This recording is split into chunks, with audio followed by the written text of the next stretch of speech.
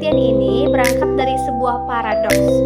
Stovia didirikan oleh pemerintah kolonial Belanda bukan untuk membangun kesadaran bangsa, melainkan untuk kepentingan pragmatis, yaitu untuk mencetak tenaga medis bumi putra yang murah demi menjaga stabilitas ekonomi kolonial.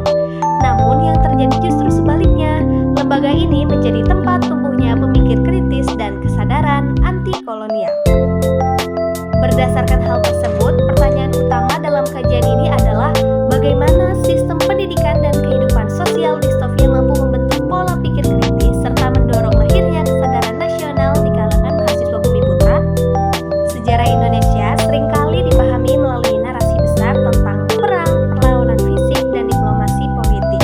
Namun jika kita melihat lebih dalam, terdapat sebuah anomali yang menarik nih, bahwa embrio nasionalisme Indonesia justru lahir di sebuah institusi pendidikan, yaitu Stovia atau School of Lady van der Lans Artsen. Secara historis, Stovia muncul dalam konteks politik etis pada awal abad ke-20. Kebijakan ini membuka akses pendidikan bagi pribumi meskipun tetap dalam kerangka kepentingan kolonial. Namun, di dalam ruang kelas Stovia, mahasiswa tidak hanya menerima ilmu medis, tetapi juga dilatih untuk berpikir rasional, sistematis, dan berbasis empiris. Nah, disinilah terjadi transformasi penting. Mahasiswa mulai menggunakan cara berpikir ilmiah tersebut untuk menganalisis realitas sosial yang mereka hadapi.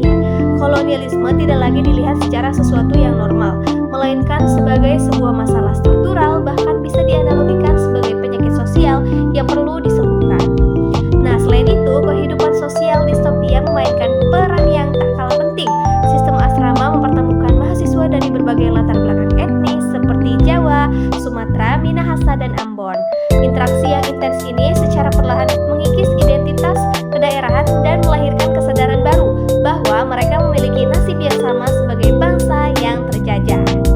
Nah, kesadaran ini kemudian menemukan bentuknya dalam organisasi modern, yaitu salah satu momentum penting yang terjadi pada tahun 1907 ketika Dr. Andes Wahidin Sudirohusodo bertemu dengan mahasiswa Stovia, termasuk Sutomo.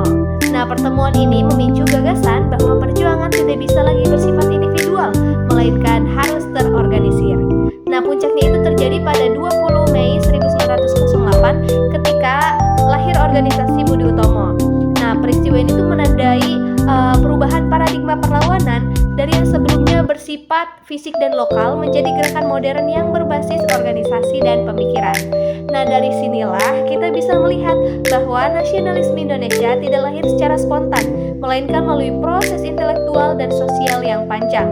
Nah, yang menarik, proses tersebut justru terjadi di dalam institusi yang awalnya dirancang untuk memperkuat sistem kolonial itu sendiri loh. Nah, jadi kesimpulannya, Indonesia lahir di sekolah kedokteran itu bukan dalam arti literal, tetapi sebagai metafora historis.